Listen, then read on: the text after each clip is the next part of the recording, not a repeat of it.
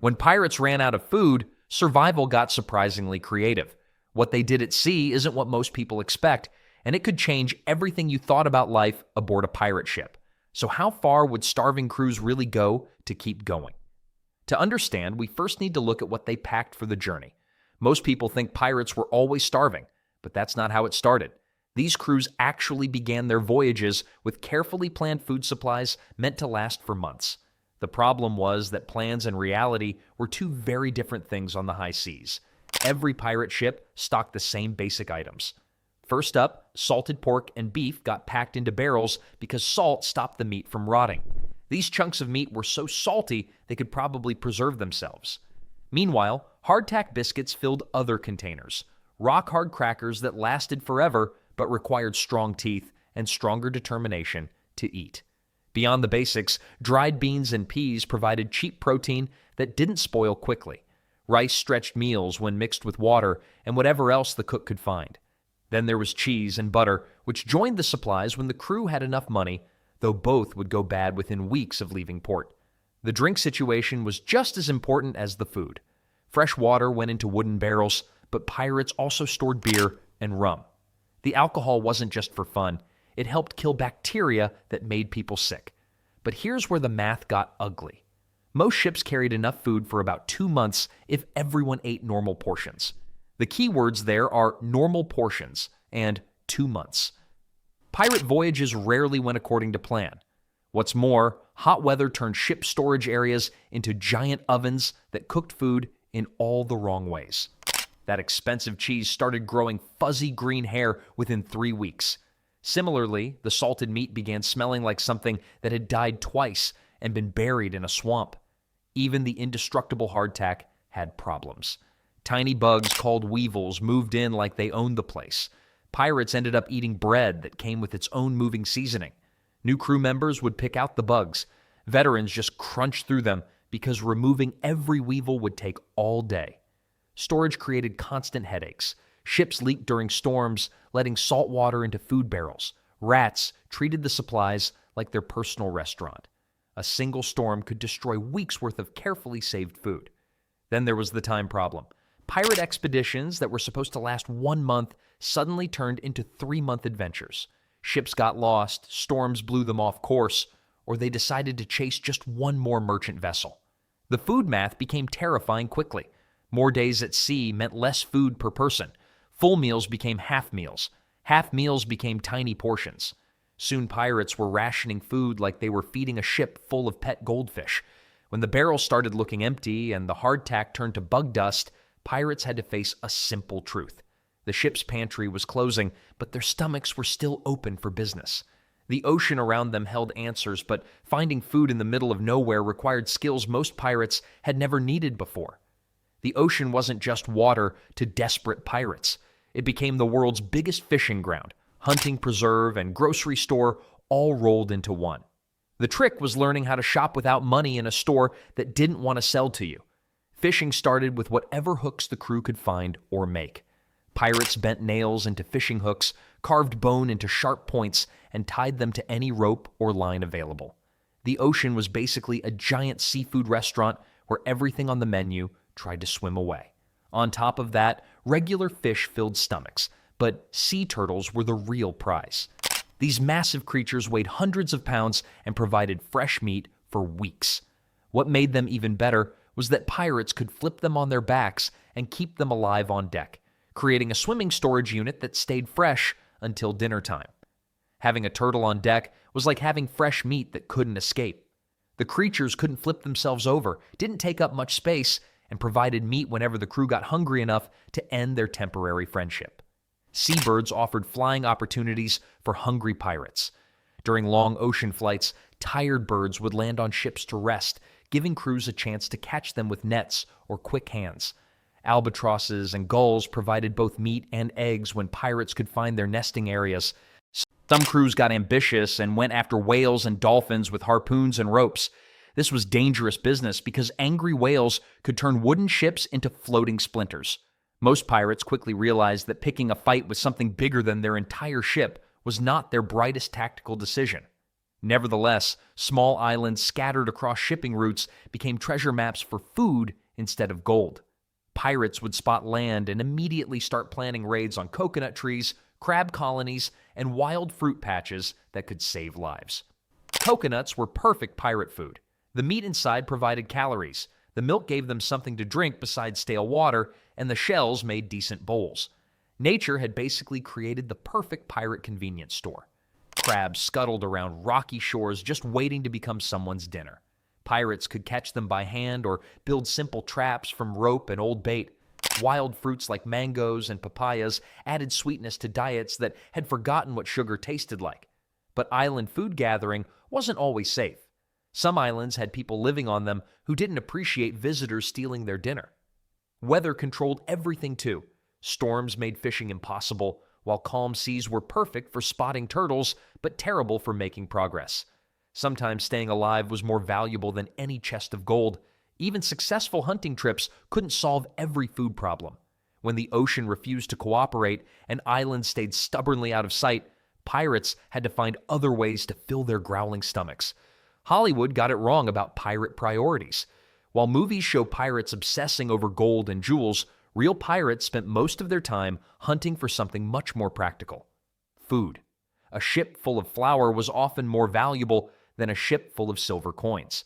As it turned out, merchant ships were like floating supermarkets that happened to be sailing through pirate territory. These vessels transported trade goods between colonies and home countries, which meant they carried exactly the kinds of long-lasting food that pirate ships desperately needed. The raiding process was usually quick and efficient. Pirates would approach flying false flags, pretending to be friendly traders or naval vessels until they got close enough to show their true colors. Once they had control, crews would head straight for the cargo holds instead of hunting for treasure chests. Fresh water was often more valuable than silver coins. Clean drinking water was incredibly difficult to maintain during long voyages. When pirates found a merchant ship with fresh water supplies, they'd transfer every barrel they could carry, treating clean water like liquid treasure. In addition to water, some merchant ships transported live animals: goats, pigs, and chickens, heading to colonies or trading posts. These creatures were absolute treasures for hungry pirates because they provided fresh meat, and, in the case of chickens, fresh eggs. A chicken on board was basically a feathered food factory. Pirates developed efficient systems for these food raids. They'd quickly check what the captured ship carried, grab what they needed most urgently, and often leave the merchant crew with enough supplies to reach safety. This wasn't kindness. It was smart business. The variety of available food depended on shipping routes. Caribbean vessels carried sugar, coffee, and tropical fruits. Ships from North America might have wheat, salted fish, and preserved meats. European vessels often transported cheese, wine, and dried fruits. Coffee became incredibly popular among pirate crews, not just for taste, but because it helped people stay awake during long night watches and surprise raids. Pirates learned that staying alert was just as important as staying armed. Pirates would sometimes follow trade routes specifically to intercept supply ships rather than treasure vessels. They learned merchant schedules and positioned themselves along shipping lanes where heavily loaded vessels would be most vulnerable to attack. Raiding for food was like robbing a floating grocery store that fought back. One good raid could provide enough supplies to last for months, allowing crews to sail farther from civilization and take bigger risks in search of valuable prizes. However, successful raids required luck, skill, and perfect timing. When raids failed and hunting came up empty, pirates faced much darker choices about what counted as food. When conventional food sources disappeared, pirates discovered exactly how creative desperation could make them. These weren't choices anyone wanted to make, but survival has a way of changing what counts as acceptable dinner options.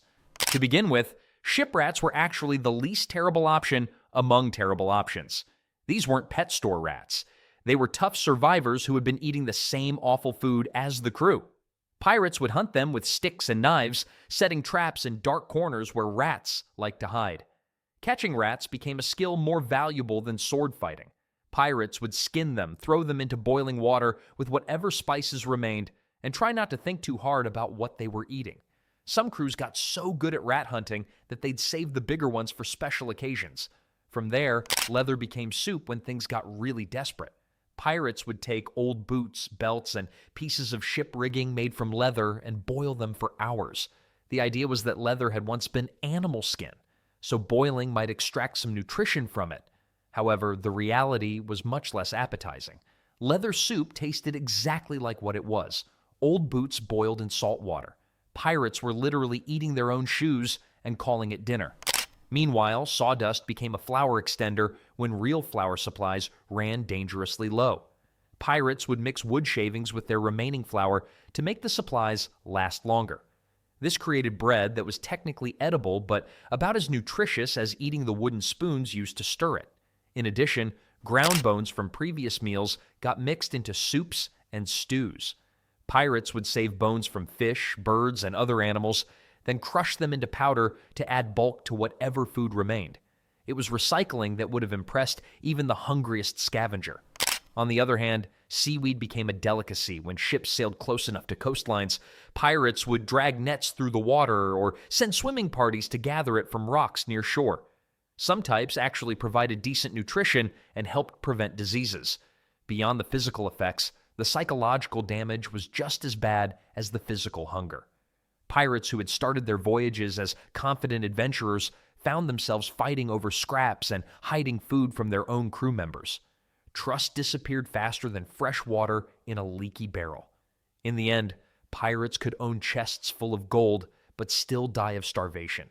All the treasure in the world meant nothing when you were floating in the middle of an ocean with empty food barrels. Even with all these creative food substitutes, pirates still faced one problem that was often more dangerous than hunger itself. Water was the silent assassin on pirate ships. While crews worried about battles and treasure hunts, the real killer was often sitting in their own water barrels, slowly transforming from life-saving liquid into something that could end their voyage permanently. Right from the start, the trouble began immediately after filling the barrels. Wood was porous, barrels weren't perfectly sealed, and bacteria loved dark, warm, wet places. Within weeks, clean drinking water would develop a green film on top, start smelling like rotten eggs, and become thick enough to chew. Opening a water barrel after weeks at sea was like opening a container of liquid nightmare. The water inside looked more like pond scum than something you'd want to drink, and the smell could make hungry pirates lose their appetite completely. Naturally, this forced impossible choices on pirate crews: drink the disgusting water and risk getting violently sick, or save the cleaner water for emergencies and stay constantly dehydrated. Most chose the bad water because dying of thirst happened faster than dying from stomach problems. Rainwater collection became more important than treasure hunting. Crews would spread every piece of canvas and cloth they owned to catch drops during storms, then funnel the water into their cleanest barrels. Pirates actually cheered when storms hit because bad weather meant good drinking water. But even rainwater collection had problems. The first water hitting the sails would wash away salt, dirt, and bird droppings that had accumulated during dry periods. Smart pirates learned to let this nasty water run off before collecting the cleaner water that came later. Finding freshwater springs on islands became as critical as finding food. Pirates would send search parties inland to look for streams, wells, or springs that could refill their water supplies. Discovering fresh water on a small island was like finding a miracle that happened to taste good. Rum and beer served double duty as entertainment and water treatment. The alcohol content killed some bacteria that made water dangerous to drink. Pirates would mix small amounts of rum with questionable water to make it safer, creating a daily ration that was part hydration and part happy hour. The ironic part was that pirates needed to drink alcohol to avoid getting poisoned by their own water supply. What looked like constant partying was actually a survival technique that kept crews from dying of diseases caused by contaminated water. Scurvy lurked in every water barrel like a monster waiting to attack. This disease was caused by lack of vitamins, but it got worse when combined with dehydration and bad water quality. Pirates would watch their teeth fall out, their gums bleed, and old wounds reopen. Historical records show that scurvy and other water-related diseases killed more sailors during the 17 and 1800s than all naval battles combined. The mental pressure of knowing your water supply was becoming poison-added stress to already difficult voyages. But when both food and water reached critical shortage levels, pirates faced their ultimate test of leadership and loyalty.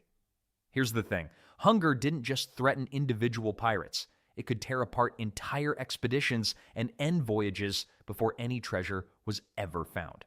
When basic survival was at stake, loyalty became a luxury that starving crews couldn't afford. Pirate captains weren't kings ruling by birthright.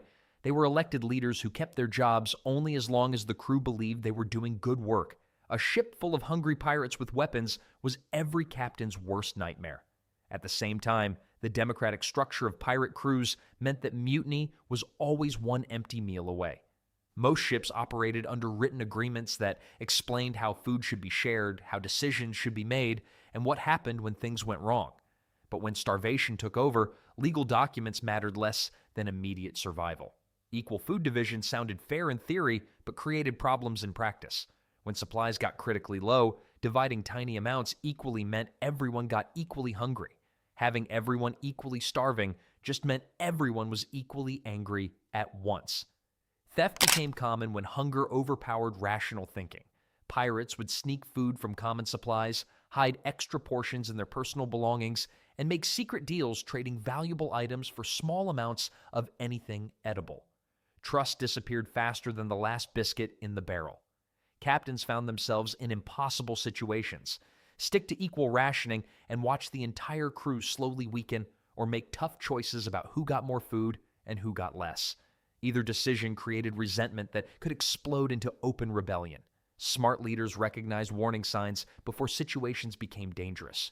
When crews complained more than usual, when fights broke out over tiny food portions, when loyal officers started questioning orders, these signals meant mutiny was brewing like a storm on the horizon. Smart captains changed course toward food before their crews changed course toward new leadership.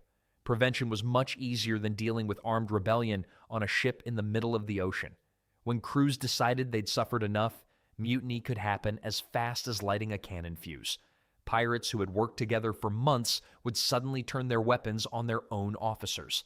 The mutiny process usually started with informal complaints that grew into organized demands. Failed mutinies created even worse problems than successful ones. Captains who survived rebellion attempts often became paranoid and harsh, creating more resentment among crew members who were already angry about being hungry. The most experienced pirate leaders knew that keeping crews fed mattered more than finding gold. Well-fed pirates would follow their captain into dangerous situations and stay loyal through difficult times. Starving pirates would abandon ship at the first opportunity or turn their cutlasses on their own commanders. When hunger reached critical levels, even the most democratic crews would sometimes force their ships toward the nearest port, regardless of risks from naval forces or colonial authorities. The constant threat of hunger-driven mutiny changed how successful pirates planned their expeditions, managed their supplies, and treated their crews, because the most dangerous enemy might not be waiting on another ship, but sitting right there at your own dinner table. Survival at sea demanded creativity, desperation, and sometimes choices that would horrify landlubbers. Pirates learned that staying alive mattered more than any treasure chest.